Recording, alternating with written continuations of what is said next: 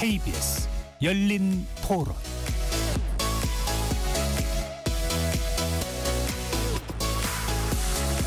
안녕하십니까. KBS 열린 토론 배종찬입니다. 이재명 정부 첫 내각 후보자에 대한 인사청문회가 사흘째 이어지고 있습니다. 오늘은 논문 표절 의혹, 자녀 불법 조기 유학 의혹과 관련 이진숙 교육부 장관 후보자 청문회에 야당의 화력이 집중됐습니다. 한편 윤석열 전 대통령이 법원에 구속 적부심을 청구한 것으로 알려지면서 내란 특검의 3차 강제 구인 시도가 보류됐습니다. 최상병 사망 사건 수사 외압 의혹을 수사하는 순직 해병 특검팀이 VIP 경로설이 제기된 대통령실 수석 비서관 회의에 김용현 전 국방부 장관이 참석했다는 진술을 확보했습니다. 사흘째로 접어든 인사청문회 쟁점, 속도를 내고 있는 특검 수사 상황에 대해 꼼꼼하게 분석을 해보겠습니다. KBS 열린 토론 지금부터 시작합니다. 치열한 토론 속에서 더 나은 세상을 찾아갑니다. 올바른 세상을 만드는 첫걸음. 평일 저녁 7시 20분 KBS 열린 토론.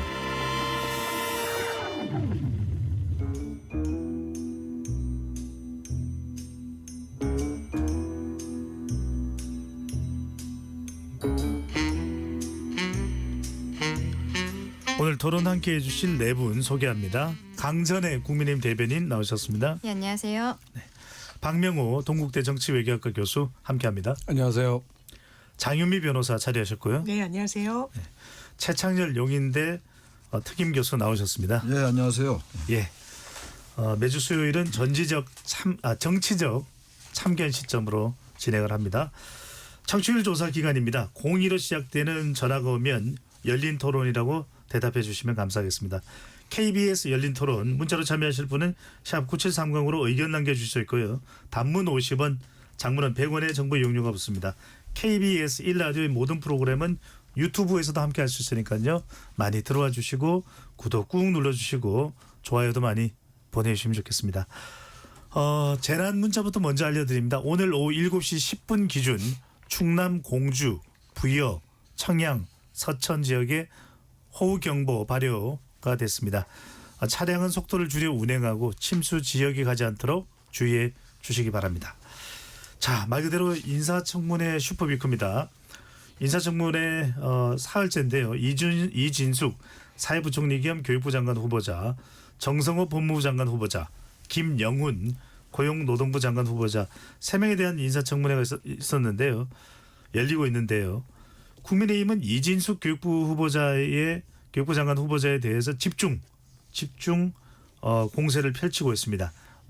제자 논문 가로채기, 논문 표절 의혹인데요. 자, 강세대 대변인 먼저 말씀을 해주신다면요. 일단은 이진숙 후보자가 오늘 자료는 좀 많이 냈습니다. 한 95% 정도 냈다라고 한 것에 대해서는 높게 평가를 하고 있습니다만 약간 그 본인에 대한 특히 그 논문과 관련해서는 물타기 형태로 이야기하고 있는 것이 아닌가 싶어요. 본인은 뭐 카피킬러라는 것이 원래 좀 높게 나온다는 형태로 얘기하고 이과 쪽에서는 논문을 어떻게 쓰는지 몰라서 그렇게 이야기를 하시는데 이런 이야기들도 합니다. 본인이 교수로서 사업을 따오고 그리고 연구를 따오고 그다음에 제자가 여기에 대해서 연구 실험 같은 것을 하면은 본인이 일저자가 되는 것이 뭐 관행이다라는 형태로도 이야기를 했었거든요. 그런데 그동안에 이러한 이야기를 하는 거는 국민검증단에서 자진사퇴 촉구하는 성명이 나왔었단 말이죠. 이런 것에 대한 대응으로서 한 이야기가 아닌가 싶습니다. 근데 국민검증단이 한 얘기는 결국 제자의 논문을 뺏어왔다라는 거예요. 본인이 이야기하는 것처럼 본인이 뭐 주도적으로 썼다라면은 이 같은 논문을 가지고서는 학위를 받은 제자들은 학위가 박탈되어야 되는 지금 위기에 처한 거거든요. 교수님이 쓴 논문을 가지고서 본인이 학위를 받았다라는 거잖아요. 이러한 부분에 대해서 국민의 눈높이에도 맞지 않고 제대로 된 해명이었다라고 보기에는 좀 어려운 점이 있다라고 생각합니다. 네. 장 변호사님 어떻게 보시는지요? 그러니까 이게 이공계의 특수성을 거론하면서 이 뭐 제일 저자 이게 뭐 연구 지침에도 어긋남이 없다. 본인이 또 다른 이 논문 표절 사이트에 돌려보면 한 10%대로 나오기 때문에 이 편차가 상당히 크다라고 좀 이야기를 했고 또 이 부분과 관련해서 이제 청문회는 태도라는 이야기들도 많이들 하시는데 좀 저자세로 낮은 자세로 또 자녀 조기 유학 문제가 불거졌을 때는 상당히 또 불찰이다, 죄송하다. 그 당시에 이제 첫째 아이가 유학을 가 있어서 둘째 아이가 대단히 가고 싶어해서 이게 현행법 위반인 부분이 있는데 조기 유학을 부모 동행 없이 갔다. 이게 송구스럽게 생각한다라고 해서 어느 정도 이제 본인을 향한 해명에 대해서는 좀 하나하나 조목조목 예, 반박을 하는 느낌이 있었고 이 부분과 관련해서는 아무래도 이제 향후 파장이나 여파를 지켜봐야 되겠습니다만 어느 정도 좀 소명을 하는 데는 적극적으로 이 후보자가 나선 것 같다라고 평가할 수 있겠습니다. 네, 제가 여쭤본 것은 장 변호사님은 적격하다고 보시는지 아니면 부적격하다고 보시는지요? 근데 제 의견이 뭐 제 의견도 중요하겠지만 저는 네. 그 이공계 이런 쪽의 이야기를 하니까 한번 더 저도 이 부분을 알아봐야겠다는 생각이 들었던 게 솔직한 제 이제 심경이었고요. 그 부분에 대해서 또 전문가들의 교차 검증이 있지 않을까 생각됩니다. 알겠습니다. 자, 이가가 강조되고 있는 상황이라서 두 분의 오늘 출연해 주신 패널 분께서는 문과 쪽입니다. 문과라서. 네네. 그런데 그렇다 하더라도 학교의 학사 관리를 한다든지 논문을 지도한다든지 그런 전반적인 흐름을 또 모를 두 분도 아니시기 때문에 그 의견을 그대로 말씀해 주시죠. 지금 박명호 교수께서는 이진숙 후보자 적격입니까 부적격입니까? 부적격에 상대적으로 좀 더 가깝게 가지 않았나 생각이 되는데 결정권자에게 아마 결정적인 영향을 미칠 것은 이 청문회 끝난 후에 이제 여론이 어떻게 판단하느냐가 결정적이지 않을까 생각이 되고요. 이진숙 후보자의 경우에는 충남대 총장 직선 과정에서 한번 검증이 됐었기 때문에 경쟁 후보들이 아마 연구 부정과 관련한 게 있었다고 한다면 이미 그 제기가 됐을 가능성이 높은데 그걸 대로 통과를 했거든요.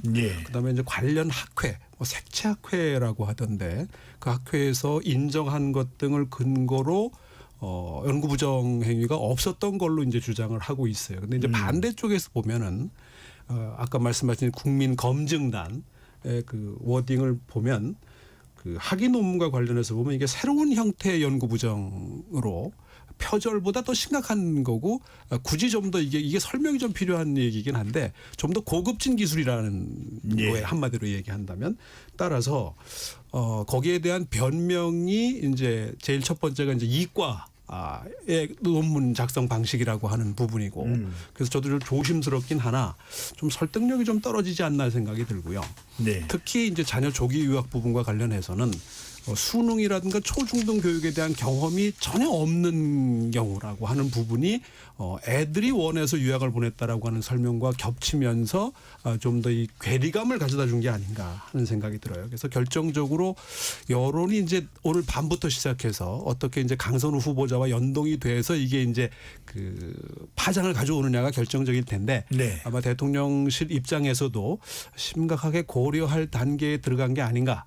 생각을 해봅니다. 네, 최 교수님은 적격 부적격 이진숙 교육부 장관 후보자 어떻게 보십니까? 말씀들을 되게 조심스럽게 하시는데 부적격입니다. 네, 이게 지금 뭐 이공계 얘기를 하는데 이공계 논문하고 다를 거 없을 것 같아요. 저는 뭐 정치학이라서 우리 박 교수님도 정치학이긴 합니다만 거기라고 해서 그 논문의 일저자하고 그 공동저자가 그렇게 다르게 적용될까요? 이게 설득력이 좀 떨어지는 것 같아요. 이공계라고 얘기하니까 정확하게 제가 반박은 못하겠는데 이공계 교수가 안 계신 게 참 한인데. 아무튼 지금 다들 세 분 다 말씀하셨기 때문에 제가 뭐 자세한 얘기는 말씀을 안 드리겠는데 여론이 안 좋아요. 그리고 이진숙 후보자의 경우는 이제 청문회 오늘 지금 아직 안 끝났겠죠. 지금 오늘인데 이 청문회 전부터 여론이 굉장히 안 좋았습니다. 이게 원래 우리나라 청문회 구조라는 게 일단 지명자가 발표되고 나면 언론이 검증에 들어가잖아요. 검증에 들어가면 여러 가지 의혹이 유난히 많이 나오는 후보자가 있어요. 근데 그러고 난 다음에 이제 청문회가 끝나고 청문회가 다가오면서 그 여론이 잦아드는 경우가 있고 나쁜 여론이 그 여론이 더 확산되는 경우가 있어요. 이 두 사람 다 이따 강선우 후보자는 이따 얘기가 나오겠습니다만 이진숙 후보자의 경우도 여론이 잦아드는 게 아니에요 지금. 그러니까 지금 여기서만 일일이 다 따져봐야 별로 의미가 없는 것 같고 여론의 향배입니다. 이건. 국민들이 과연 이진숙 후보자들에 대해서 과연 어떻게 생각하느냐가 중요한 거예요. 청문회에 따른 이른바 정치공학으로 볼 때. 근데 지금 제가 쭉 청문회 2000년도 이후에 쭉 이제 살펴보면 과도할 정도로 이렇게 언론에 확산되고 사설에서 비판하고 이게 여러 날 계속되잖아요.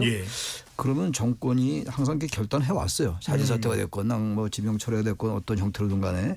그래서 제가 볼 때 대통령실이 어떤 판단을 내리고 있을지 모르겠으나 국민 여론상은 전 부적격이다 이렇게 말씀드립니다. 알겠습니다.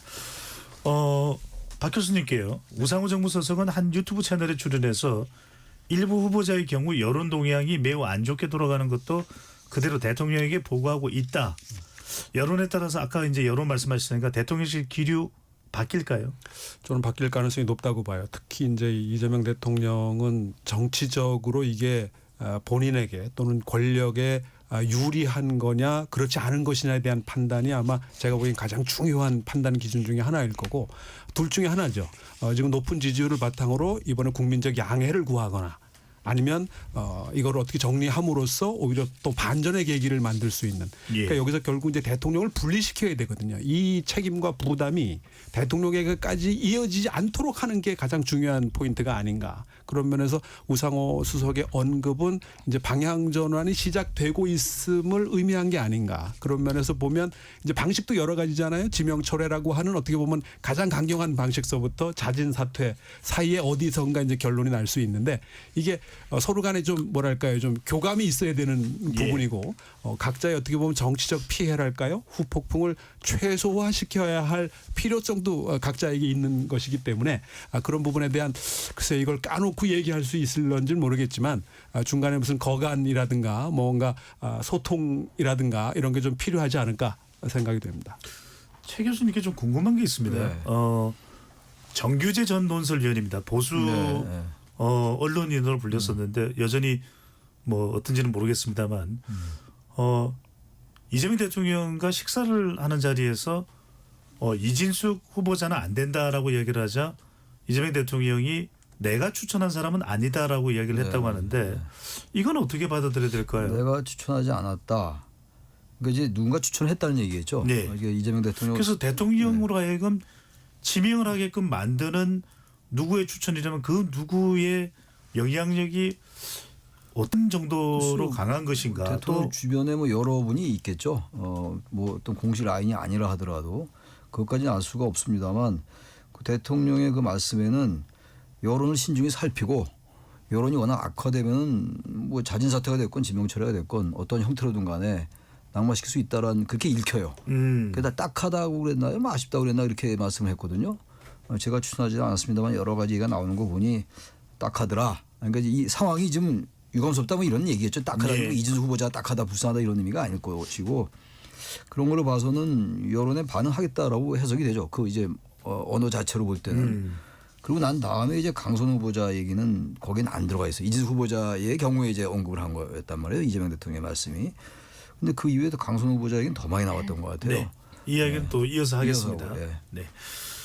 자, 강산우 여성가족부 장관 후보자는 월요일 청문회인데 아직까지도 그 청문회 내용 또는 추가적으로 나오는 제보 내용 관련해서 논란이 계속되고 있습니다. 강현 대변인 네. 지금 주로 지금 이 강산우 이 여성가족부 장관 후보자와 관련해서 쟁점으로 가장 크게 부각되는 건 어떤 내용인가요? 결국에는 보좌관들에 대한 갑질 논란이라고 할 수 있겠죠. 초반에는 본인 남편과 관련해서 스톡옵션 논란이라든지 남편이 변호사인데 건물을 직접 지었다 뭐 이런 논란들이 있었습니다만 중반부터는 본인 스스로가 보좌진들 뭐 지역 보좌관에게는 변기 수리를 시켰다 그리고 뭐 쓰레기를 갖다 버리게 했다라는 등 그리고 이제 같이 있었던 보좌진들이 다른 의원실로 옮길 때 전화로 좋지 않은 이야기를 했다라는 의혹. 그리고 오늘 같은 경우에는 또 새롭게 나온 것이 병원에 본인이 보건복지위 소속이었을 때 가족이 코로나로 입원이 되어 있었는데 원래 면회가 안 되는데 내가 보건복지위 소속이다. 이 병원에 대해 속속들이 잘한다. 이런 이야기를 하면서 면회를 강행했다라는 이야기들도 보도가 나오고 있어요. 청문회 자체는 월요일 날 하루로 끝났습니다만 대통령이 임명을 할지 안 할지 결론이 날 때까지는 저는 이러한 의혹들에 대해서 계속적으로 후보자가 성실하게 해명을 하는 과정이 필요하다고 생각합니다. 근데 강선우 후보자가 지금 또 고용노동부에서 온 자료 있잖아요. 그것도 잠깐 말씀을 드려야 될 것 같은데 이 자료를 받아야 된다는 거는 7월 초에 이미 결론이 났습니다.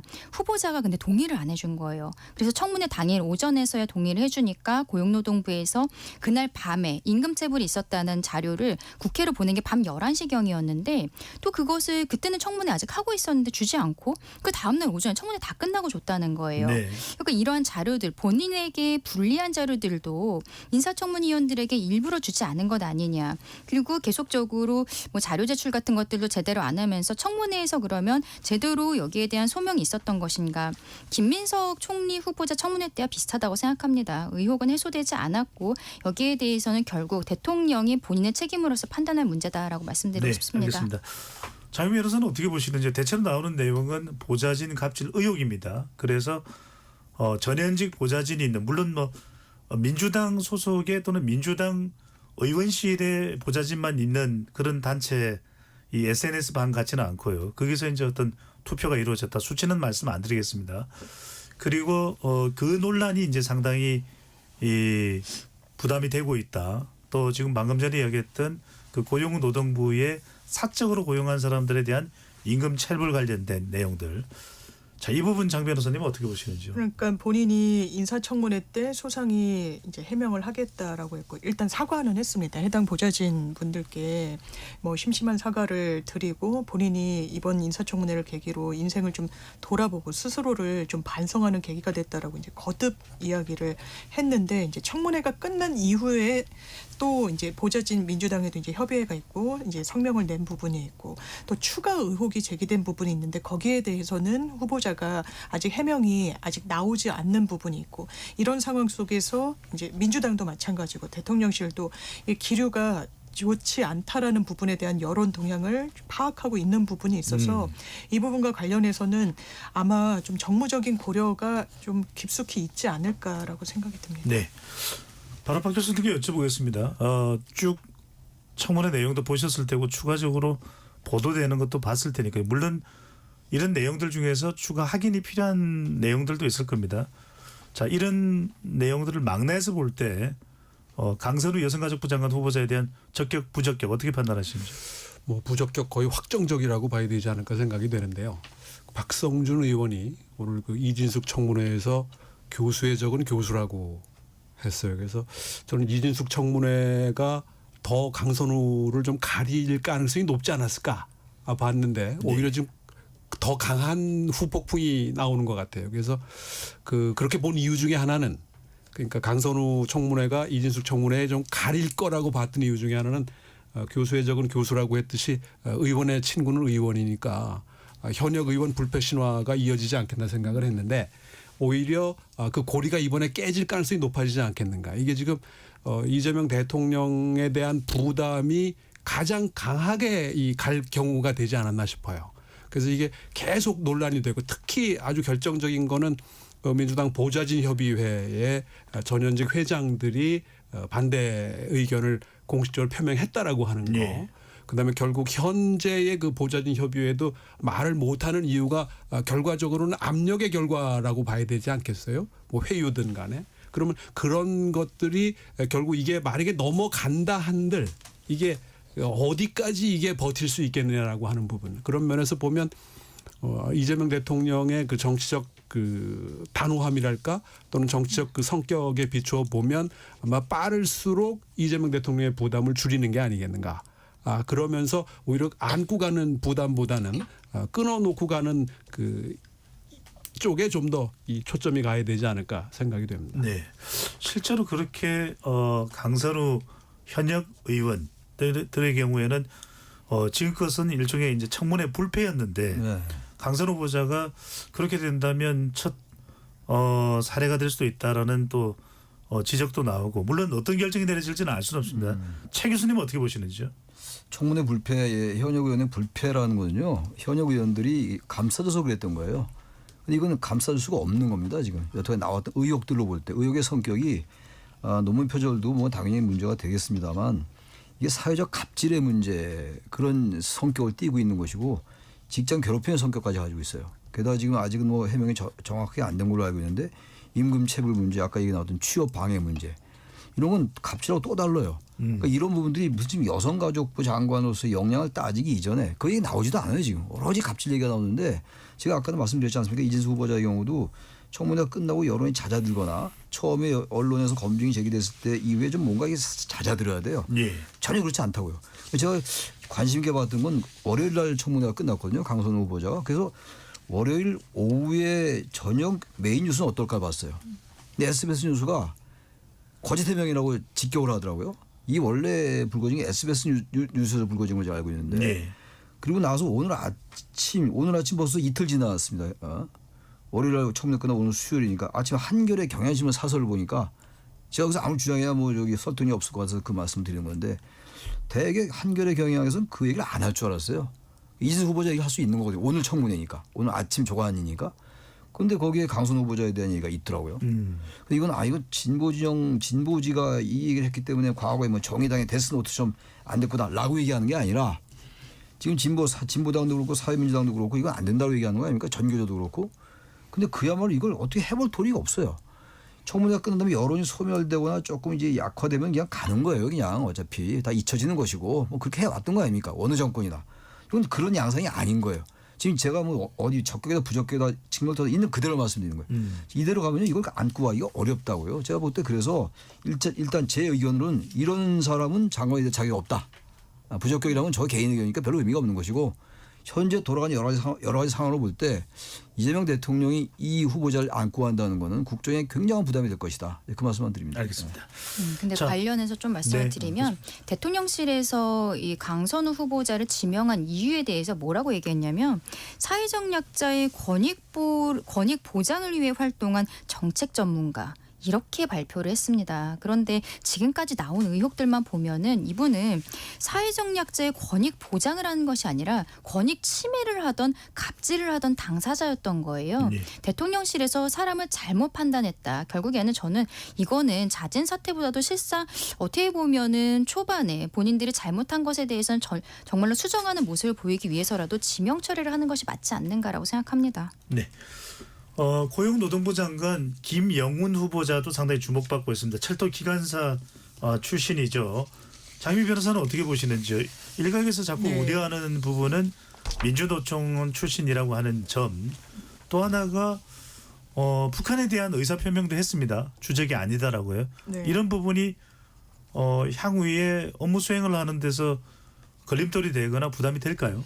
통일부 장관 후보자도 주적이 아니라고 언급을 했죠. 이제 부처 성격에 따라 의견 달리하는 거고 또 국방부 장관 안규백 후보자는 북한은 주적이라고 이야기를 했습니다. 네. 그 부분과 관련해선 각부 부처의 성격상 장관이 의견을 저는 뭐 이제 달리할 수 있다고 생각해요. 이를테면 국방부 장관이 주적이 아니다.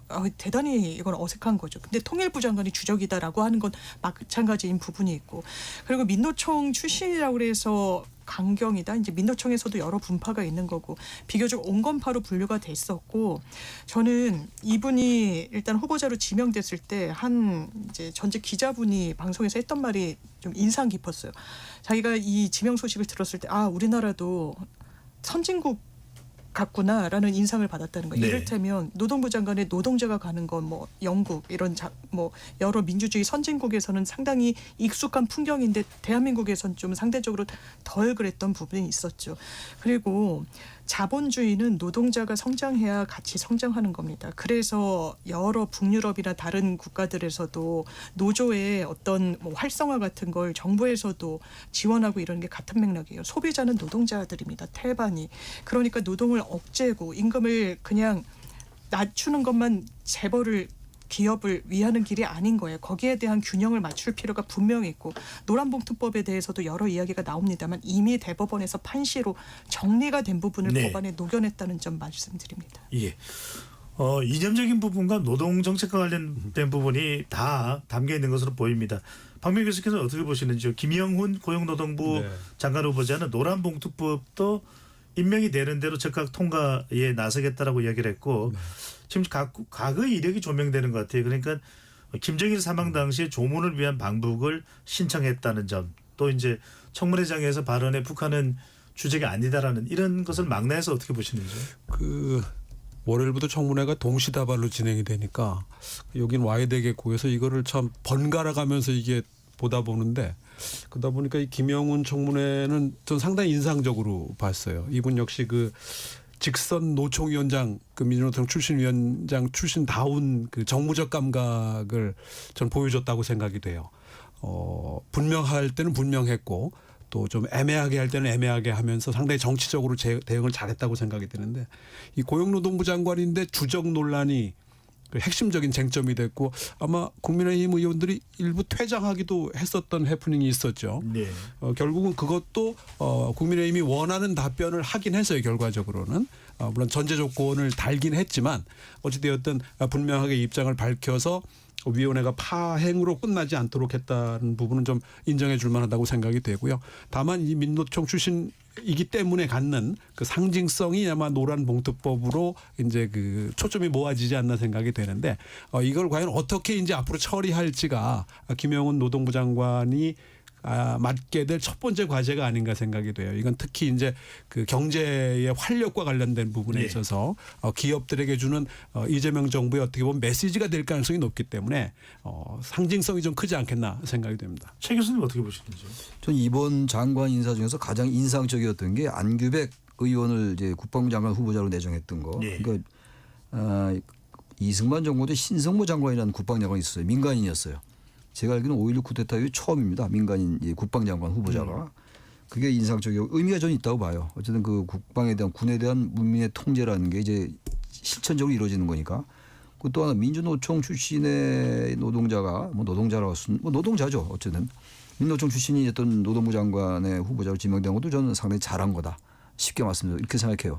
고용노동은 노동자들의 권한을 보호하겠다는 게 고용노동부의 설립 취지예요. 민노총 출신에게 아무런 문제가 없습니다. 민노총도 대기업이 많이 하고 있는 거 아니에요?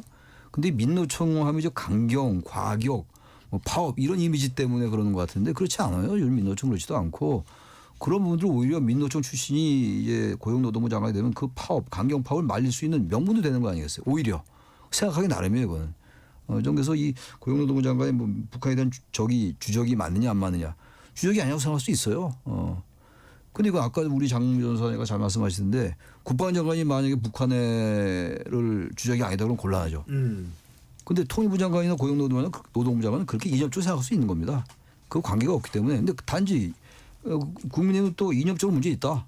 일국의 국방장관이 일국의 지금 장관이 국무위원인데 대단히 위험하다. 얘기할 수 있죠, 이념적으로. 그럼에도 불구하고 이 지금 뭐 북한이 주적이 아니다라고 얘기했던 거 이걸 가지고 고용노동부 장관의 어떤 여러 가지 정책적인 역량, 전문성 문제 삼을 수는 없다. 예, 색깔론을 배제해야 된다. 부각시킬 일은 아니다라는 말씀해 주셨습니다. 가정이 되면 특히 이제 김영훈 고용노동부 장관에 대해서는 국민의힘 청문위원들이 질문을 많이 했습니다. 네. 어떻게 보시는지요?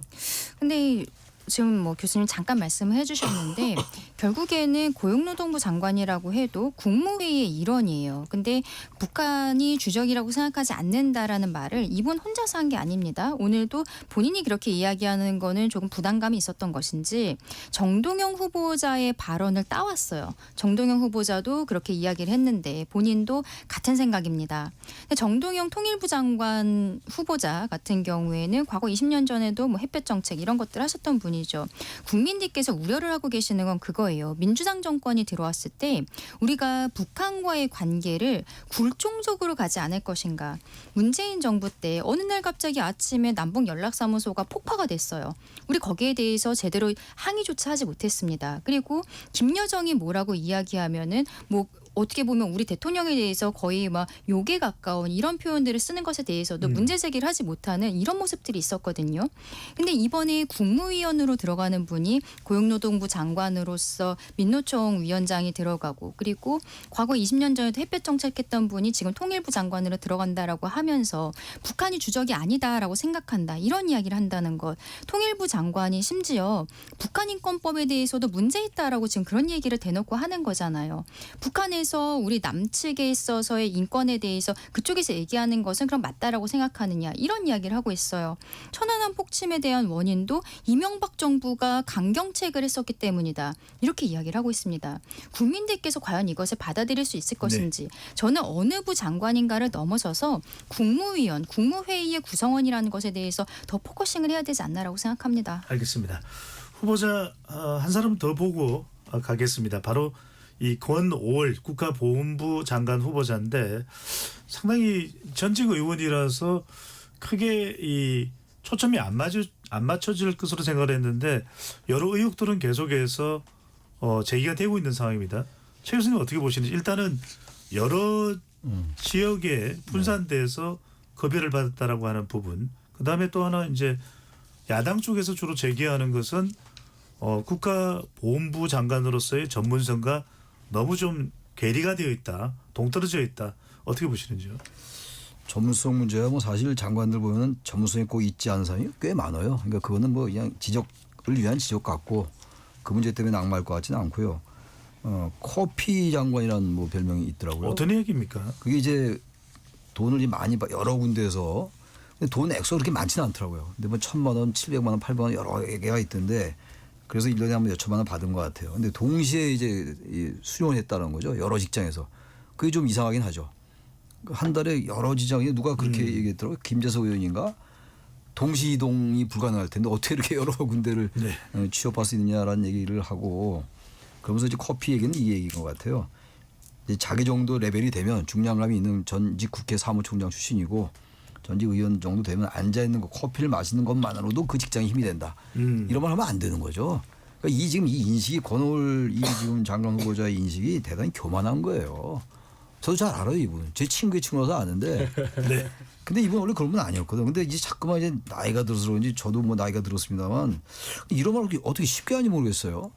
그만큼 언어에 대한 이 조심성도 떨어지는 거고. 근데 그럼에도 불구하고 뭐 전 결론적으로 이 청문회의 정치공학이라는 게 제가 아까도 약간 말씀드렸습니다만 이런 걸로 낙마지는 않을 것 같아요. 지금 이제 두 사람이긴 이미 지나갔습니다만 그 두 사람에게 워낙 화력이 집중되어 있는 상황이고 관심이 이제 집중돼 있어서 이 지금 권오을 장관 후보자는 별 문제가 없을 것 같은데 아무튼 납득이 안 가는 면은 있죠. 근데 납득이 안 간다고 낙마되는 건 아니니까. 네. 네. 박 교수님 어떻게 보십니까? 이 국민의힘이 또 권오을 국가보훈부 장관 후보자에게 좀 정조준되어 있는 것은 원래는 또 보수 정당에 몸담았다가 지난 대선이죠. 올해 있었던 대선에서 민주당으로 옮겨간 것에 대한 그 반발 심리가 좀 작동을 했을까요? 뭐 없지 않다고 생각이 돼요. 근데 권오을 장관 후보의 경력이 좀 다채롭습니다. 이게 출발도 아마 민주당에서 시작을 했을 거예요. 그래서 포마 민주당이겠죠. 맞습니다. 그래서 그 안동 출신의 정통 TK 출신의 그 정치인으로서는 조금 뭐랄까요 좀 다양한 경력을 가지고 있다고 봐야 될까요? 근데 이제 현재로서는 어찌되었든 삼선 의원에 또 과거 한나라당 의원을 했기 때문에 갖는 국민의힘의 좀 감정적인 좀 뭐랄까 뭐 이런 게 좀 앙금이 남아 있지 않나 생각이 돼요. 물론 이게 뭐 임명에 영향을 미치거나 취임에 영향을 미칠 정도는 아닌 것 같고 어떻게 보면은 두 또는 세 여성 후보에 좀 가려져 있는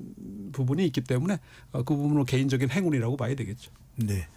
자유미 변호사는 권 장관 후보자 관련해서 하실 말씀 있을까요? 네, 아니 아까 이제 커피 마셨다는 부분과 관련해서 본인이 해명한 게 있는지 네. 비상금 고문으로 할 때 계약 체결하는 자리 이제 동행해서 내가 이제 커피도 마셨다라고 이야기한 게 커피 마시는 것도 일이다, 일의 일종이다라고 이제 말한 것으로 이제 왜곡돼서 본인으로서는 다소 좀 억울하다는 취지로 이야기를 한 게 있고 이제 전문성 논란과 관련해서는 이제 국회에 있을 때 이제 의원 활동을 하면서 본인이 이제 대표 발의한 법안으로 이제 독립 유권자 들의 어떤 보상 체계를 지원하고 또 독립운동 하시다가 재산권이 완전히 박탈되신 분들에 대해서도 이걸 이제 몰색을 해가지고 지원하는 방안을 이제 입법으로까지 한 적이 있다라고 또 이야기를 하고 아마 이제 국민의힘에서는 국민의힘의 전신의 당적을 갖고 계시다가 이제 민주당 쪽으로 이제 이동을 한 부분에 대해서 철새 정치인이냐 뭐 꿀빠하는 거냐 뭐 이렇게 좀 공격성 질문이 나오기도 했습니다만 그 부분과 관련해서도 아마 이제 이 국면의 국민의힘에 이제 동의하기는 어려웠던 측면이 있을 수 있으니까요. 크게 논란으로 번지는 것 같지는 않습니다. 알겠습니다.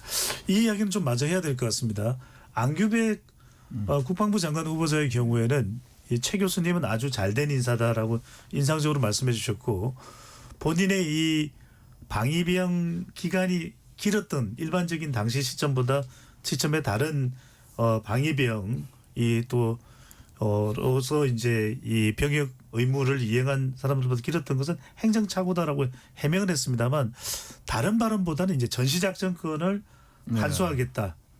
이 부분이 이제 상당히 화제에 오르고 있는데 그 전시작전권 얘기는 사실 그 2012년도에 원래 환수를 해온다고 얘기했다가 노무현 정권 때 그다음에 이명박 정부 때 2015년도로 연기했고 그리고 난 다음에 유야무야 됐어요. 지금 사실 제가 볼 때 객관적으로 지금 전시작전권을 환수해 올 상황이 아닌 것 같아요. 과거에 노무현 전 대통령의 발언이 아주 그야말로 인상적이었던 기억나는데 부끄러운 줄 알아라. 네. 장군들 별 달고 어떻게 이 세계에서 몇 위 안에 든 이 국방력을 가지고 남의 나라 장성의 지위를 받느냐 이런 얘기를 했던 기억이 나요. 연설 때. 아주 그 역시 노무현다운 얘기였는데 그럼에도 불구하고 작전권 환수 문제는 그렇게 간단한 문제가 아니라고 저는 봅니다. 그래서 계속 정권마다 연기돼 왔던 것 같아요. 근데 지금 대통령실에서는 이거 대통령 이번 임기 안에 한 게 대통령실 의견이 아니라고 얘기를 했단 예. 말이에요. 근데 안기백 장관 보자 이건 그야말로 이건 대단히 중요한 문제거든요. 국방장관으로서 정책적이고 뭐 단순히 정책의 문제를 떠난 거죠. 안보의 문제, 국가 안위와 관련된 문제인데 이 문제를 대통령실과 어떤 조율 없이 얘기한 것 같아요. 개인의 의견이다라고 얘기하고 말았기 때문에 국방장관 청문회에서 이건 개인의 의견을 얘기할 수 있는 겁니다만 이건 다른 거와 달라서 대단히 중요한 굵직한 안보 이슈거든요. 현안인데 네. 이 문제를 그렇게 얘기했던 건 조금 경솔하지 않았나. 그런 지적은 피하기 어렵다고 네. 봅니다. 네. 박 교수님 좀 이해를 돕기 위해서 그냥 우리가 자꾸 사용을 하니까 정확한 내용을 확인을 못했을 수도 있는데 전시작전권이라는 게 정확하게 뭡니까? 그러니까 이제 유사시에 그 평시엔 아마 우리가 작전권을 행사를 할 거예요. 이제 전시에 이제 그 미군 사령관의 이제 지휘를 받게 되는 경우인데 이게 이제 최 교수님 말씀대로 우리 스스로 할 수 있는 게 있냐 없냐라는 기준에서 보는 거하고 또 이게 북한을 상대로 하는 거. 그다음에 이제 결국 이제 동북아 지역에서의 대중국 관련한 그 역할과 관련해서도 보면 좀 더 이제 입체적인 그 관찰과 어떻게 보면 대안 마련이 필요하다라는 부분에서 좀 다층적이고 복합적인 문제라는데 그 문제의 속성이 있지 않나 생각이 돼요. 그런 면에서 아마 북한 주적론하고 이 전작권 문제가 이번 정권의 어떻게 보면 정체성을 결정하는 아마 이재명 대통령은 제가 생각하기엔 이게 스스로 정권의 이 정체성을 결정하는 문제가 같이 될 거라고 생각을 안 했을 것 같은데 지금 초반에 이 문제가 조금 이 부각되는 것이 좀 부담이 되지 않나 생각이 되거든요. 이게 지금 초점이 아닌데도 불구하고 특히 전작권 문제는 이 트럼프 관세와 관련돼서도 우리 방위비 문제라든가 또 통상 문제하고 이게 복합적으로 다 연결돼 있는 사안이라서 우리가 협상의 그 지위를 유지하거나 또는 강화하기 위한 여러 가지 레버리지 중에 하나가 될 수 있는데 국방부 장관 후보자가 좀 선언적이겠지만 단언한 부분하고 또 용산에서 이제 바로 그 선을 긋는 모습들은 아마 내부 정리가 아직 끝난 사안은 아닌 것 같고 이 부분이 여러 가지 그 다양한 고려를 진행해야 되기 때문에 네. 아마 참 그 고민스러운 계기가 되지 않을까 생각이 됩니다. 근데 이건 저 이재명 대통령이 실용적 시장 정보를 표방을 했잖아요. 근데 주적이란 얘기하고 이 전시작전권 얘기는 가능하면 이슈화 안 하는 게 좋아요. 주적이 아니라고 얘기하면 말이죠. 일반 국민들은 대단히 불편해요. 어쨌든 간에. 북한하고 우리가 대치하고 있는 거 아닙니까? 휴전선에서. 근데 이게 주적이 아니라 메인 애니미가 아니라는 건데 정치학적으로 그렇게 얘기할 수 있어요. 안보학이나 그렇게 얘기할 수 있는데 일반 국민이 들을 때는 아니 북한이 적이 아니면 누가 적이라는 거야? 이렇게 나온다고요.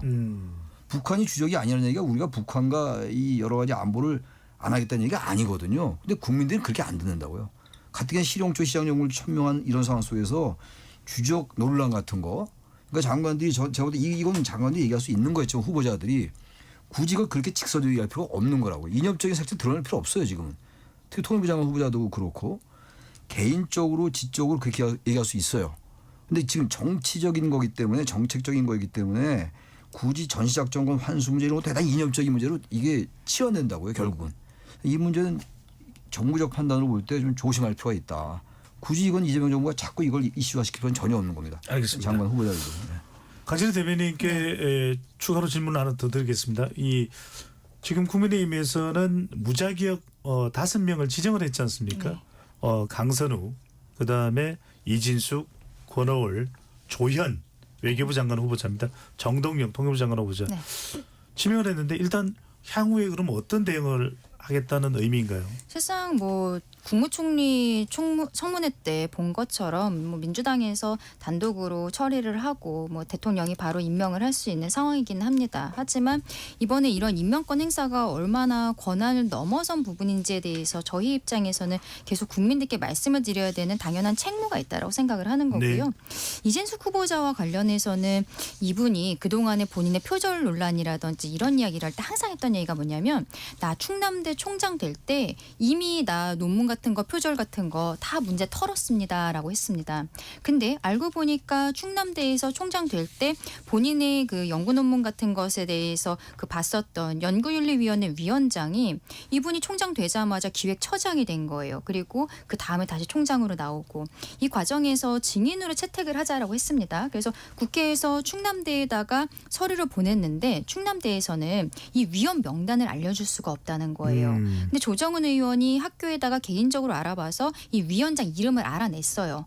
위원장이었던 응용화학부 교수 이름을 알아냈는데 이제는 충남대에서 해외 출장 중입니다라고 이야기를 하는 거예요.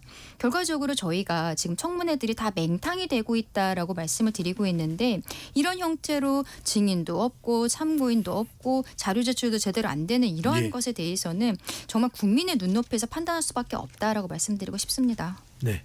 민주당에서는 또 국민의힘과는 다르게 후보자들의 정책과 비전을 검증해야 하는데 인신공격, 정치 공세로만 일관하고 있다 이렇게 이야기를 하고 있는데 장 변호사님 보시기에는 조금 청문회가 후보자들의 정책 비전 검증을 위해서는 어떤 방식으로 가야 될까요? 그러니까 제도적 개선은 좀 필요한 것 같아요. 이제 뭐 미국 인사청문회 제도 이야기를 많이 하는데 이제 특정 기간 한 7년 정도를 역산해가지고 그 동안을 좀 집중적으로 보자. 왜냐하면 직무와 관련된 여지를 보는 거는 최근의 이력이 아무래도 가깝게 평가받아야 되는 거 아니겠습니까?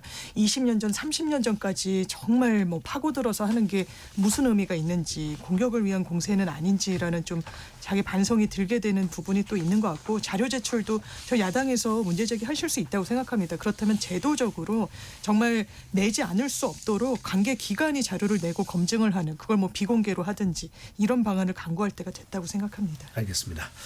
잠시 참여 안내 로고 듣고 2부 KBS 열린 토론 2부로 돌아오겠습니다.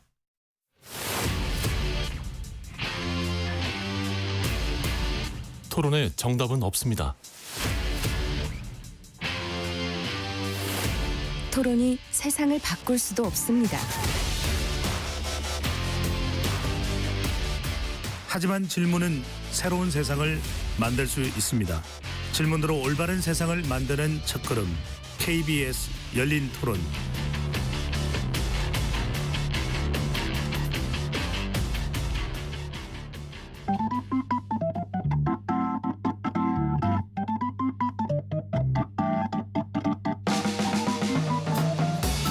세상을 바꾸는 질문, 열린 토론이 시작합니다. KBS 열린 토론은 언제나 열려 있습니다. 단문 50원, 장문 100원의 유료 문자 샵 9730 그리고 KBS 어플리케이션 콩으로 여러분의 의견을 남겨주세요.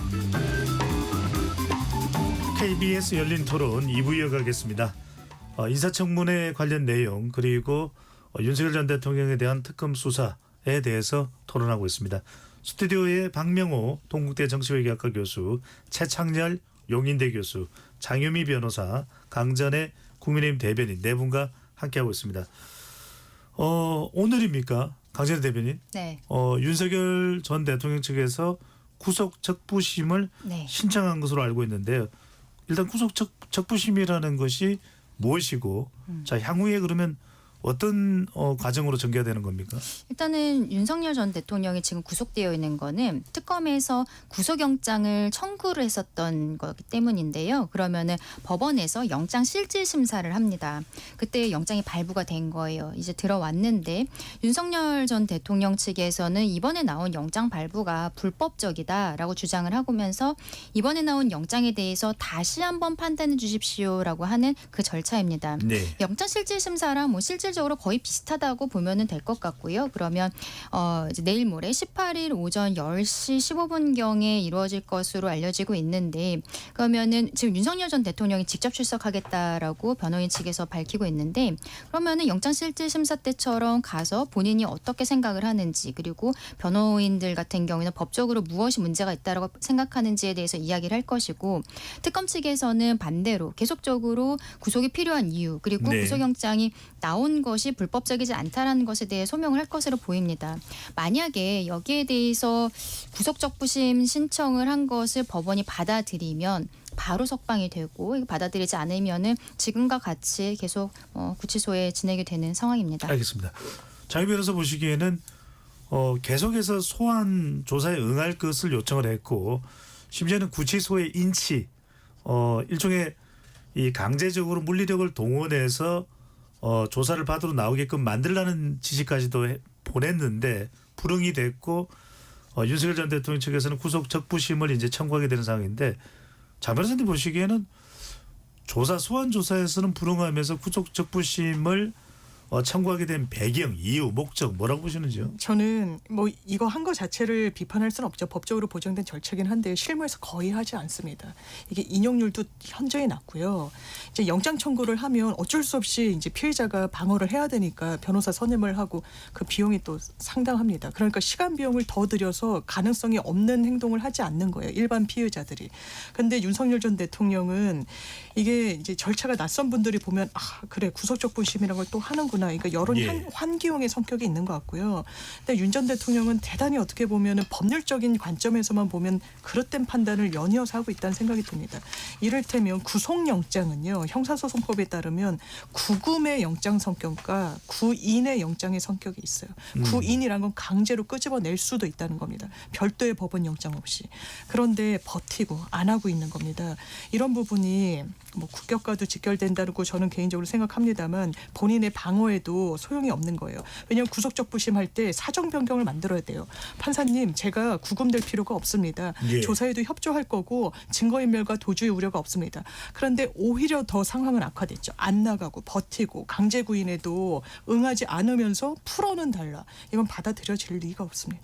이게 보니까 변호인들과 지금 어쨌든 윤석열 전 대통령도 본인이 가장 전문가잖아요. 영장 구속적부심을 신청할지에 대해서 명확하게 처음부터 입장 정리가 안 된 것 같다라고 생각이 드는 게 구속이 된 이후에 이제 다시 조사를 받으러 나오라고 했을 때 윤석열 전 대통령 측에서 의견서를 냈는데 건강이 안 좋아서 못 간다라고 했거든요. 네. 만약에 그때부터 이번에 구속이 불법적이다 문제가 있다라고 이야기를 했으면은 구속적부심을 신청하겠습니다. 이번에 내가 구속된 것은 문제가 있습니다라는 의견서를 제출했을 것인데 그때 의견서에는 그런 내용이 없고 건강이 좋지 않습니다라고만 냈단 말이에요. 그것을 봤을 때는 지금까지 구속적부심을 신청하기까지는 여러 가지 생각들이 있지 않았을까. 처음부터 결정된 것은 아니었을 것 같다라고도 생각합니다. 네. 강전의 국민의힘 대변인께만 여쭤보겠습니다. 구속적부심 심사 인용될 받아들여질 가능성 어느 정도 됩니까? 쉽지 않죠. 제가 당의 대변인이긴 합니다만 어쨌든 저도 변호사로서 본업을 하고 있기 네. 때문에 장 변호사님 말씀해 주신 것처럼 구속적부심을 사람들이 신청을 해도 인용률이 높지 않다는 것을 알고 있어서 비용이나 이런 것들 때문에 하지 않은 부분들이 있습니다. 다만 윤석열 전 대통령 측에서는 그래도 할 수 있겠다라고 생각을 하는 게 이번에 구속영장 발부가 되었을 때 법원이 발부 사유를 증거인멸의 우려라고만 했어요. 근데 이번에 되게 여러 가지 혐의가 있었거든요. 어떤 혐의에 있어서 구체적으로 어떤 증거인멸의 우려가 있는 것인지 전혀 국민들에게 그리고 변호인들에게도 설명이 없었던 거예요. 그렇다면은 윤석열 전 대통령 측에서는 그런 부분에 대한 확인이라든지 문제 제기를 위해서라도 청구 자체는 할 수 있을 것 같다라고 생각합니다. 알겠습니다. 하지만 받아들여질 가능성은 높지 않다라고 강전의 대변인이 이야기를 해주셨습니다. 장 변호사께 여쭤보겠습니다. 이렇게 윤석열 전 대통령이 수감되어 있는 상태에서 모스탄 정확하게는 몰스탄이고요. 한국계 미국인입니다. 단씨고요. 단이 이제 영어로 탄으로 이제 소리가 나는 건데 모스탄 교수입니다. 미국 리버티 대학의 교수인데 제가 장 변호사님께 여쭤보려고 했는데요.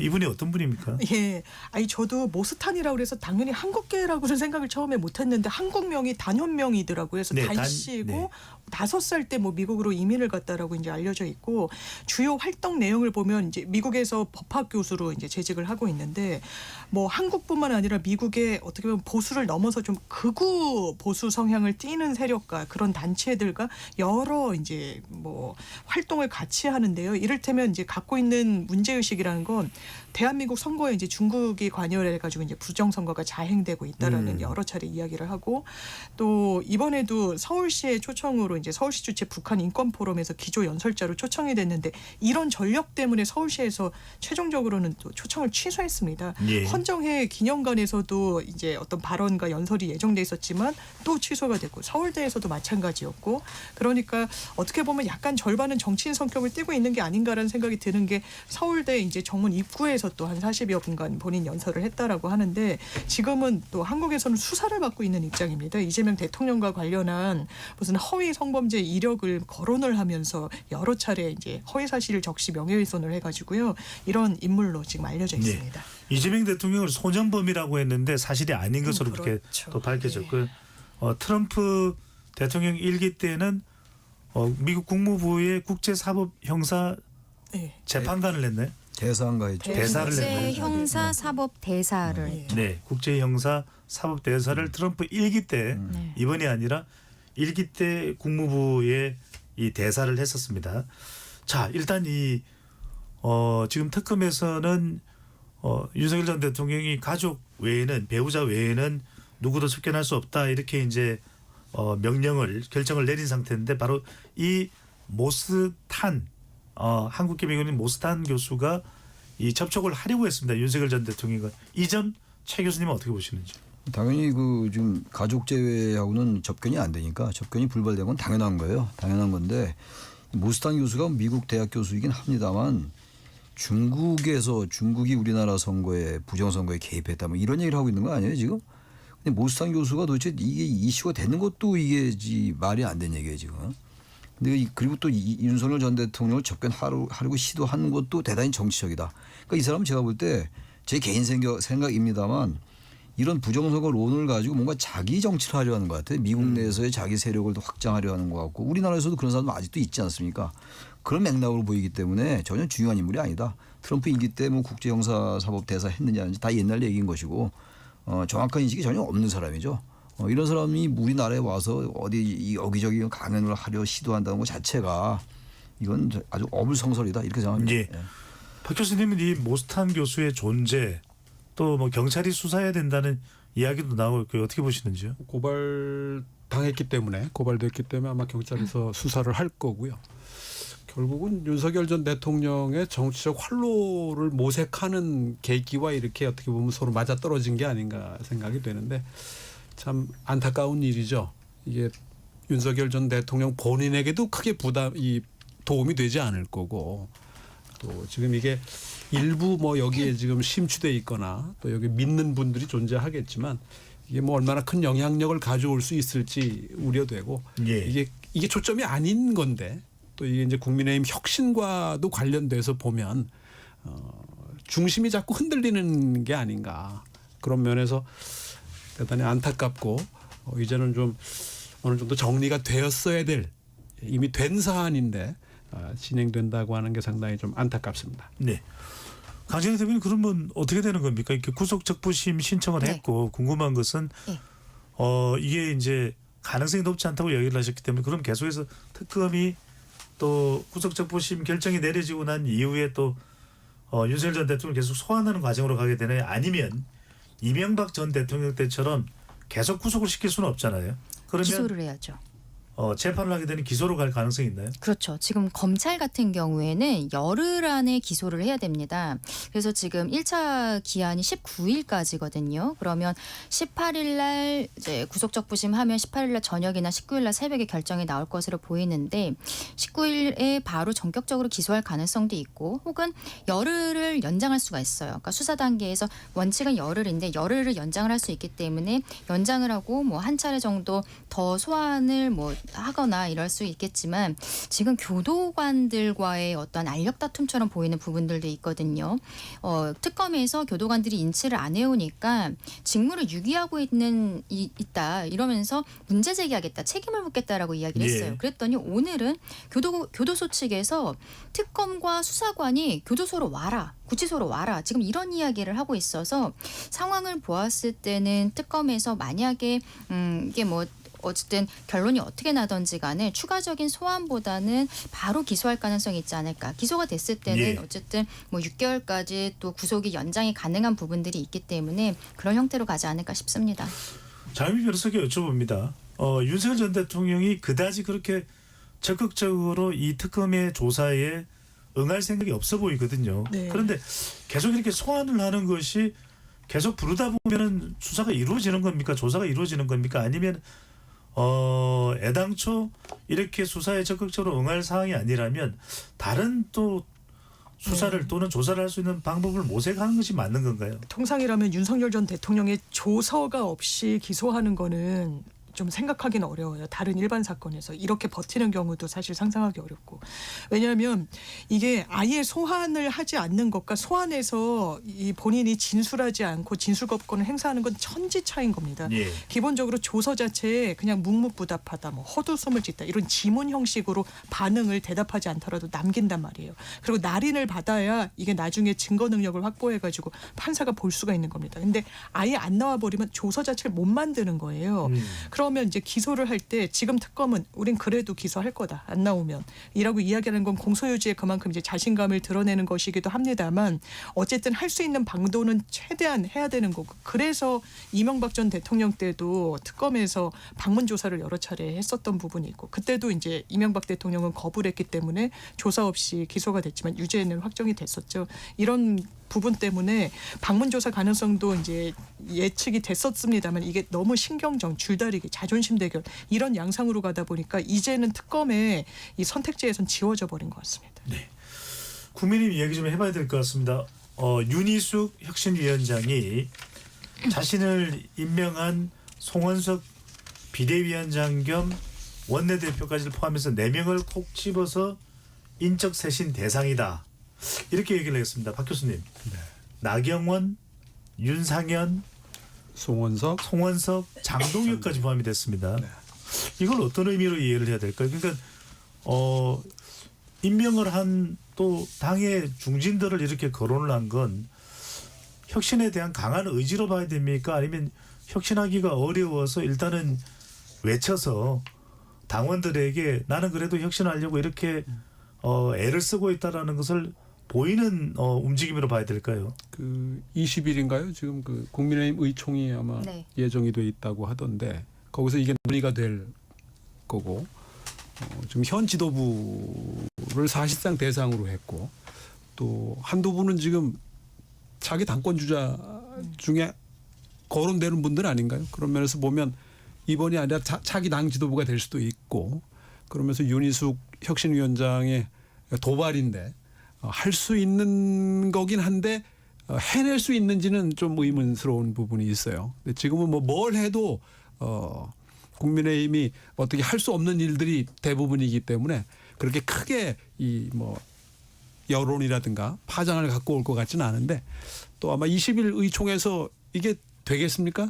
현실적으로 거의 뭐 불가능하다고 봐야 되지 않겠나 싶은데 비대위원장을 인적 청산의 대상으로 딱 지목을 했는데 그 비대위원장이 주재하는 의원총회에서 그게 뭐 가결이 되겠습니까? 뭐 투표를 그걸 놓고 투표를 하겠나 싶은데 그러면서 보면 국민의힘이 뭔가를 해보려고 하는 혁신위의 노력은 이해가 되지만 이 현실적으로 과연 어디까지 가능한 일일지에 대해서는 좀 의문이 남지 않나 생각이 듭니다. 최 교수님 어떻게 보시는지요? 김용태 전 비대위원장의 경우에는 90년생 초선 의원 네. 아직까지 정치 경륜이 무르익지 않았다고 볼 수 있습니다만 뭐 정치 경륜이야 그렇다 치고 윤희숙 혁신위원장은 상당히 사회적 경륜도 있고 그냥 몰라서 이렇게 추진하는 것 같지는 전혀 않아 보이는데 윤석열 전 대통령 김건희 여사 당헌 당규에 손절 내용을 집어넣겠다. 두 번째 또다시 당대표를 쫓아내지 못하도록 단일 지도 체제로 가겠다. 이번에 인적혁신 대상 1순위는 누구 윤 위원장의 의중은 뭘까요? 본인이 아마 이런 생각을 가지고 있을 거라고 저는 봐요. 무슨 정치적인 복선을 깔고 얘기하는 건 아닌 것 같고 오늘 그나마 요즘 그래도 국민의힘에서 나온 얘기 중에서 가장 그 국민들 생각, 일반 중도층의 생각에 부합한 얘기를 한 겁니다. 나경원, 윤상현, 장동혁, 송원석. 근데 여기서 사실 송원석 비대위원장은 그냥 같이 들어간 것 같고 송원석 비대위원장은 지금 원내대표 겸 비대위원장인데 TK 의원이고 요즘 얘기하는 걸 봐서는 별로 이렇게 혁신의 뜻은 없어 보이긴 합니다만 나경원, 윤상현 의원하고 같은 레벨에 있을 상황은 아니에요. 지금 어쨌든 여기 그 뒤에 또 한 얘기가 있어요. 과거의 단절에 저항하고 당을 탄핵의 바다에 밀어넣고 있는 나경원, 윤상현 등등 이렇게 얘기했단 말이에요. 이건 사실은 많은 사람들이 공감한 얘기거든요. 그런데 문제는 우리 박 교수님 잘 말씀하신 것처럼 이게 실천이 따르기 어려운 겁니다. 겉을 밝히라고 그랬는데 부추만 서는 이래도 하란 얘기인 것 같은데 출당 탈당할 리는 없을 거고 이분들이 불출마해서 할 수 있는 상황이 아니죠. 이게 지금 예. 이 국민의힘이 처한 딜레마 중에 하나가 선거가 너무 오래 남았어요. 선거가 당장 내일 모레 있으면 이게 뭔가 머무리면 싫을 텐데 수도권 의원들을 중심으로 해가지고 지금 선거가 워낙 3년이 남았기 때문에 그때가 다 바뀐다고 생각하는 것 같아요. 아무리 해도 이분들이 뭔가 자기 반성이나 자기 혁신에 관련된 언급을 안 하고 있기 때문에 백날 이렇게 해봐야 이건 참 의미가 없다. 그래도 어쨌든 윤희숙 혁신위원장이 되든 안 되든 어떻게 생각할지 모르겠습니다만 이렇게 얘기라도 한 게 다행이긴 한데 지난번에 김용태 전 비대위원장이 탄핵 반대 당론 무효합시다. 그것도 안 됐잖아요. 네. 아예 혁신 의지가 없는 것 같아요. 이 당은 말이죠. 정말로 너무 실망스러운 정당이에요. 제가 87년 이후에 정당 출범하고 이런 정당 처음 봅니다. 또 말씀드립니다만. 네. 바로 그 정당 국민의힘 강전의 대변인인데요. 강 대변인 보시기에는 네. 먼저 궁금한 건 윤희숙 위원장은 괜찮습니까? 자리가 유지됩니까? 사실상 이제 송원석 원내대표가 비대위원장 권한대행으로서 임명을 한 것이기 때문에 임명 철회라든지 이런 것들도 가능하다고 생각합니다만 그런 형태로 가지는 않을 것이라고 생각을 하고요. 아마 윤희숙 위원장이 오늘 이 이야기를 한 거는 어제 윤상현 의원실 주최로 했었던 행사 이게 일파만파 커지고 있거든요. 거기에 대한 어떤 긴장감 같은 부분에서 이게 이야기를 한 것이 아닌가 싶습니다. 윤상현 의원실에서 행사를 주최를 했고 거기에 전환길 강사라든지 이렇게 오시는 분들은 미리 공지가 돼 있었어요. 그러면 네. 그것을 보았을 때 대략적으로 어떤 분위기의 지는 알 수 있었을 것으로 보이는데 지도부가 대거 참석을 했다라는 거죠. 그래서 오늘 뭐 보수 쪽 언론에서도 국민의힘이 정신을 못 차리고 있다. 이런 형태의 사설들이 계속 나오고 있는 것이 사실입니다. 윤희숙 위원장이 어쨌든 혁신위원장으로 들어갔고 혁신위 자체도 안철수 의원이 또 뭐 사퇴를 하고 이러면서 동력이 많이 꺾인 것도 사실이지만 열심히 하시고 있는 부분들도 분명히 있거든요. 그럼 여기에서 어제 행사를 빨리 이것을 이슈를 마무리해야겠다는 생각에서 이렇게 명단 같은 것이 나온 것이 아닌가 싶습니다만 종학 교수님 말씀해 주신 대로 이게 얼마나 효과가 네. 있을지는 저도 개인적으로는 약간 좀 의문이 있다. 다만 어쨌든 변화하는 모습을 보여줘야 된다는 혁신위원장의 의지에 대해서는 굉장히 높게 평가를 합니다. 박 교수님 어떻게 보시는지 8대 사건을 이야기하면서 단일화 과정 또 지난 총선 때의 비례대표 공천 해당되는 사람들이 따지고 보면은 주요 인물들도 다 포함이 되고요. 또 대선 후보까지 다 포함이 되고 대선 경선에 나갔던 인물들도 다 포함이 되고 거의 60, 70명이 되거든요. 근데 이게 지금 윤 위원장이 이야기했다고 해서 처리나 조치나 이런 게 가능할까요? 뭐 선거가 없기 때문에 당장 할 수 있는 게 없고 할 게 없는 상황 아닐까 생각이 되고요. 두 가지가 이제 맞춰져야 되는데 단기적으로는 전 그 3대 특검의 이 공천 관련 부분이라든가 또는 내란 관련 특검이 국민의힘 소속 의원들의 연루를 어디까지 가져갈 것이냐가 일단 가장 큰 쟁점이 아닌가 생각이 되고요. 좀 더 길게는 그 파장을 갖고 그 다음에 이제 어떻게 할 거냐라고 하는 부분인데 그게 이제 3년 후 총선이 어떻게 보면은 그 계기가 될 가능성이 높고 내년 지방선거까지는 그렇게 크게 이게 영향을 미치기 어렵다고 봐야 되기 때문에 상당히 혼란한 시기 즉 언제부터죠? 2007년 그 대통합민주신당에서부터 시작해서 그 열린우리당부터 시작해가지고 한 2012년 정도까지 겪었던 지금 민주당이 겪었던 그런 혼란을 아마 상당히 겪어야 되지 않을까. 이게 리더십 진공 상태가 상당 기간 지속돼서 재편에서 어느 정도 이게 그 뭐랄까요 완결된 어느 정도의 그 모습을 갖추기까지는 상당한 시간이 앞으로 더 필요하지 않을까 생각이 됩니다. 네, 참 변호사님. 네. 윤희숙 혁신위원장이 요즘 뭐 그침이 없습니다. 20일 열릴 의원총회에서 107명 의원 전원이 개파 활동을 건절하고 당의 분열을 조장하지 않겠다는 결의를 하고 서약서를 제출할 것을 요구했거든요. 근데 정치 결사체라면 노선과 어떤 이념에 따라서 같은 이제 진영 안에 있더라도 분파가 있는 건 좀 당연한데 이걸 서약으로 그러지 않겠다고 쓰라는 게 전 대단히 어색하다는 생각이 들었고요. 물론 이제 국민의힘의 고질적인 문제가 친한, 비한, 뭐 반한, 친윤, 찐윤, 언더찐윤 이러고 있는 데에 대한 문제의식의 해결책이 이게 될 수 있을까요? 그럼 의원들이 씁니까? 107명이 모여서 우리 이제 개파 활동 근절하고 당의 분열 하지 않겠다라고 된다고 쓸까요? 아니요. 이거는 어떻게 보면 좀 대단히 공허한 울림이고 이를테면 이제 문제의식에는 제가 공감이 되는데 최고위 이런 지도 체제를 없애겠다든지 이런 부분은 좀 잘못 진단을 하고 잘못 가고 있다라는 인상을 주고 있어서 이게 구조적으로도 대안을 모색하기가 좀 어려운데 왜냐하면 비대위 산하의 혁신이라는 체제 때문에 근데 이 부분이 당내에서도 공감을 얻지 못하는 걸 넘어서서 장 외의 여론을 끌어내야지 이게 어느 정도 현실성이 있을 텐데 거기에도 좀 역량이 부족한 거 아닌가라는 생각이 개인적으로 듭니다. 네. 마지막 질문은 최 교수님께 드리겠습니다. 지금 그래도 국민의힘 내부에서는 그러면은 국민의힘 지금 절체절명의 위기 상황, 정말 무기력한 정당의 상황에서 이걸 개혁해내려면 정말 과감하고 처절해야 된다. 윤희숙 위원장에게 더 힘을 더 많이 실어줘서 정권을 주더라도 개혁을 해야 된다는 의견. 아니다. 윤희숙 위원장이 이렇게 자충우돌한다고 해서 그것을 수용해내는 당 상황은 아닐 것이다. 어떻게 가야 된다고 보시는지요? 그래도 어쨌든 윤희숙 위원장이 지금 뭐 임기는 정해져 있는 거고 한시적이긴 합니다만 차기 이제 당대표 선거 때까지 하는 건데 그래도 뭔가를 몸부림을 보여야죠. 아무리 선거가 많이 남았다 하더라도 그게 정당의 존재 이유거든요. 근데 지금 윤희숙 의원이 이 진정성은 알겠는데 개파 활동하지 맙시다 서약합시다 이건 되게 웃겨요. 이건 아니 정당이라는 게 개파 활동이 당연히 있는 거거든요. 그게 자연스러운 건데 과거 민족의 공황이 있었고 친한계도 있는 건데 친한계 겨냥한 것 같아 이건. 그러니까 약간 애매하다고요. 친윤계를 겨냥하면서 혁신합시다. 거치 밝혀라라고 얘기하면서 또 친한계를 비판하는 듯한 이런 거기 때문에 이거 개파 활동하지 말라는 게 친윤도 문제지만 친한도 문제다. 이 양기론으로 가는 거기 때문에 그러면서부터 윤희숙 위원장이 정말 의도가 있는 건지 그 혁신의 의지가 친한계 여기 끌어들일 필요가 없다고요. 네. 근데 친한계 끌어들인 결과가 됐어요. 개파 활동하지 말자는 게. 그렇다면 이거는 아까 말한 나경원, 윤석열, 장동혁, 송영수 거치 밝히라는 거 진정성은 알겠는데 앞뒤가 모순적이에요. 이중적이라고요. 그다음에 조금 윤희숙 위원장에게 힘을 실어준 건 좋은데 과연 어떤 생각을 가지고 있는가. 맨 처음에 또 혁신위원장 됐을 때 그 인천수신에서 약간 거부감 갖고 있었다고요. 그 약간 좀 헷갈린 상황이다. 지금 좀 두고 봐야 될 것 같아요. 지금. 네. 정말 정치권에 많은 이슈가 있습니다. 과연 어떻게 또 진행될지 다음 주에 확인을 해보겠습니다.